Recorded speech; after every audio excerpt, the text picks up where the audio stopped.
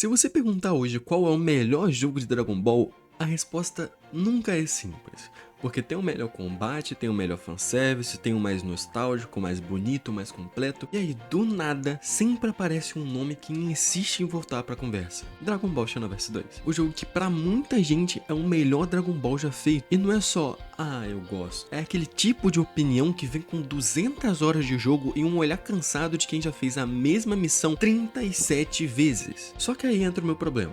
Porque dizer que jogo X é o melhor jogo sem provar é uma opinião muito forte. Então eu decidi fazer o que ninguém quer fazer quando ama o jogo. Olhar pra ele com carinho e com maldade. Hoje eu voltei pra Quantum City pra analisar de verdade o suposto melhor jogo de Dragon Ball. Vamos começar do jeito certo. Xenoverse 2 não nasceu pra ser o mais técnico. Ele não quer vencer Fighter Z no 1v1 competitivo. Ele também não quer recriar a Saga Z com aquele nível cinematográfico de bora chorar junto igual Kakarot. Xenoverse 2 quer outra coisa. Ele quer te vender uma fantasia específica. E se você existisse dentro de Dragon Ball? Não como um espectador, não como Goku, não como Vegeta, mas como você. Um guerreiro criado do zero. E isso muda tudo.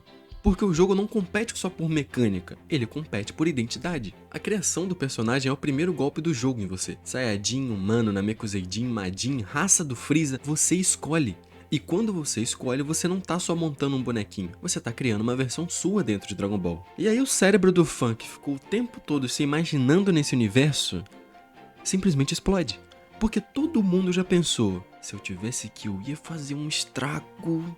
E Xenoverse 2 chega pra você e simplesmente diz, faz. E é aí que mora o poder dele. É um jogo que te dá protagonismo sem você precisar roubar o lugar do Goku. Completamente. Ainda que dependendo da build você roube sim, tá? Já aviso. Aí você cai em Quantum City, o hub do jogo. E Quantum City é tipo uma praça pública onde todo mundo tem poder pra explodir planeta, mas prefere ficar voando em círculo e testando emote. Tem missão pra tudo. Tem loja, tem mentor, tem eventos, tem player com uma aparência absurda e tem gente que parece que caiu numa caixa de cosmético e saiu rolando no glitter. E isso é parte da graça. Porque Xenoverse 2 é meio MMO no espírito. Ele quer parecer vivo. Ele quer parecer um lugar onde tá acontecendo coisa. E mesmo quando não tá acontecendo nada, o simples fato de você ver gente andando, voando, treinando, passa a sensação de comunidade. Mas aqui vem a minha promessa pra você. Eu não vou falar Xenoverse 2 é bom e acabar o vídeo. Eu quero responder a pergunta de verdade. Ele é o melhor jogo de Dragon Ball ou ele é só o jogo que mais te vicia com a fantasia de ser parte do universo? Porque as duas coisas são diferentes. E quando você separa essas coisas, muda tudo. E dito isso, vamos falar do combate.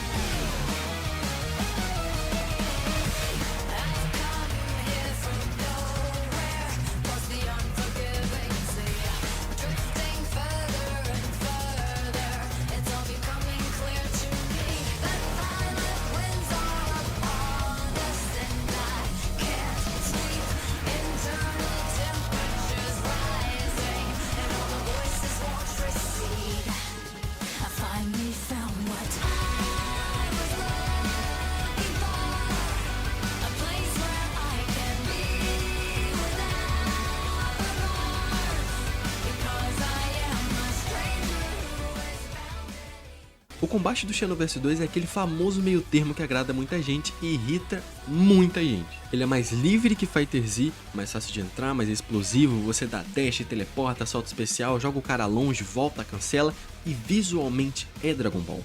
É raio, impacto, grito, faísca, transformações, só que com o tempo você começa a ver as rachaduras. A câmera às vezes te abandona, tem lugar que vira briga com o ângulo da tela, tem hitbox que parece que decidiu tirar férias e tem a sensação de que depois de muitas horas o combate começa a se repetir. Não porque ele é ruim, mas porque o jogo te coloca num ciclo de eficiência. Você começa a escolher sempre as skills que resolvem tudo, e aí o combate vira mais sobre otimização do que sobre improviso, e isso pode acabar matando a magia se você deixar. Aqui entra a parte que eu acho mais importante. Xenoverse 2 não é um jogo que vive de campanha, ele vive de loop. Você faz missão, ganha XP, dropa skill, testa a build, volta, refaz, ajusta, troca a sua super alma, troca o atributo, troca o especial, faz um QQ máximo e de repente você percebe que tá fazendo isso há 2 horas, sem nem perceber. Isso é design de retenção e é por isso que tanta gente chama ele de o melhor. porque melhor muitas vezes significa o que eu mais joguei. E Xenoverse 2 é muito bom em te dar motivos para continuar, porque sempre tem algo para desbloquear, mais uma transformação, mais uma roupa, mais um golpe, mais uma quest ou simplesmente mais um drop. E falando de drop, aqui entra o motor principal desse jogo, as missões paralelas. E aqui eu vou ser sincero, elas são divertidas, até você perceber o padrão. Porque tem missão paralela que é cinema, tem missão paralela que é um arife legal, tem missão paralela que vai colocar um inimigo forte, um desafio justo, uma recompensa excelente, mas tem algumas que, rapaz,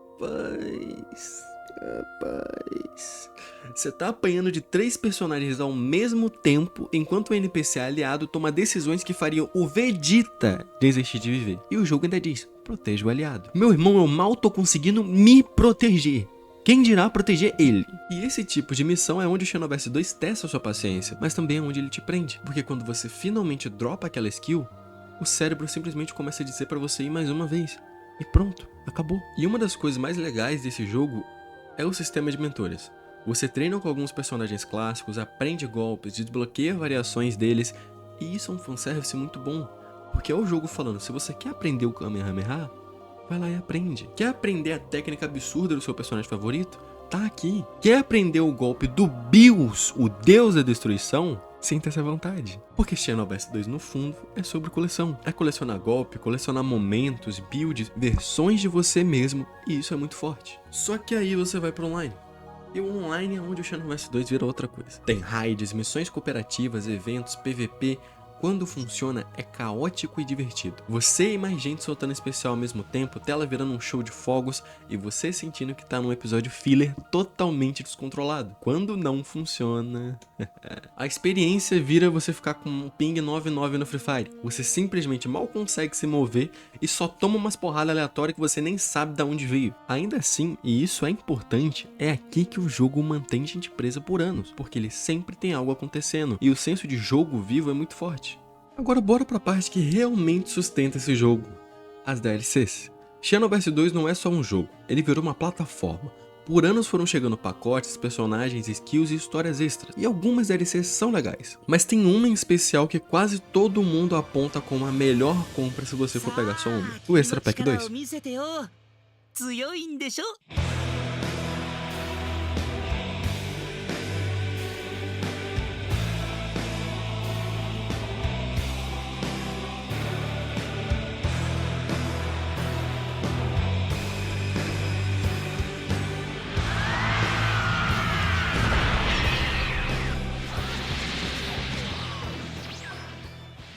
Ele ficou famoso por trazer alguns personagens fortes e principalmente por adicionar um conteúdo de história extra com alta rejogabilidade, a chamada Saga da História Infinita, que é uma saga lá do full. Eu não vou entrar muito em detalhe porque sinceramente eu não acho que compensa muito, mas é uma DLC interessante. Se você tem um jogo, compre, é uma DLC realmente muito boa.